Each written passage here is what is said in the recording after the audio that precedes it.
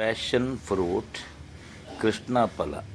ಇದನ್ನು ಮಧ್ಯದಲ್ಲಿ ಅಡ್ಡ ಸೀಳಿ ಚಾಕುವಿನಿಂದ ಸ್ವಲ್ಪ ತೆರೆದು ನೋಡಿ. ಒಳಗೆ ಅದರ ತಿರುಳು ಹೇಗಿದೆ ನೋಡಿ. ಇದು ಹುಳಿ ಸಿಹಿ ಮಿಶ್ರಿತ ವಿಶೇಷವಾದ ರುಚಿ ಇರುವಂಥ ತಿರುಳು.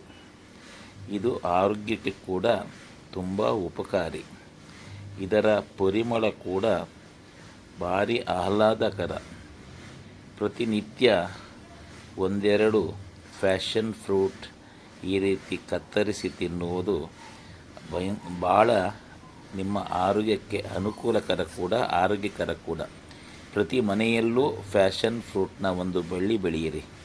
ಇದು ವರ್ಷ ಪೂರ್ತಿ ತನ್ನ ಫಲವನ್ನು ನೀಡುತ್ತದೆ.